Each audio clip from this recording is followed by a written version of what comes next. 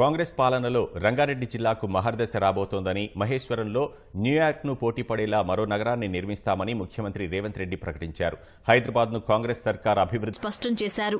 Regional ring road, aerial రోడ్లు నిర్మించబోతున్నామని వివరించారు. మహేశ్వరంలో pharma city కోసం సేకరించిన భూముల్లో విశ్వవిద్యాలయాలు, ఐటీ కంపెనీలు, కాలుష్యరహిత ఫార్మా కంపెనీలు సహా మెడికల్ హెల్త్ హబ్ను ఏర్పాటు చేయనున్నట్లు తెలిపారు. ఇక్కడ న్యూయార్క్ను తలదన్నే మరో నగరాన్ని నిర్మించేలా ప్రణాళికలు సిద్ధం చేసినట్లు సీఎం స్పష్టం చేశారు.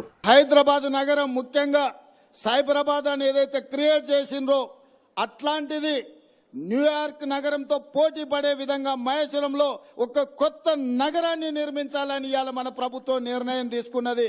రంగారెడ్డి జిల్లాకు మహర్దశ పట్టబోతుంది. ప్రపంచానికి ఒక పర్యాటక క్షేత్రంగా మన రంగారెడ్డి జిల్లా మారబోతుంది.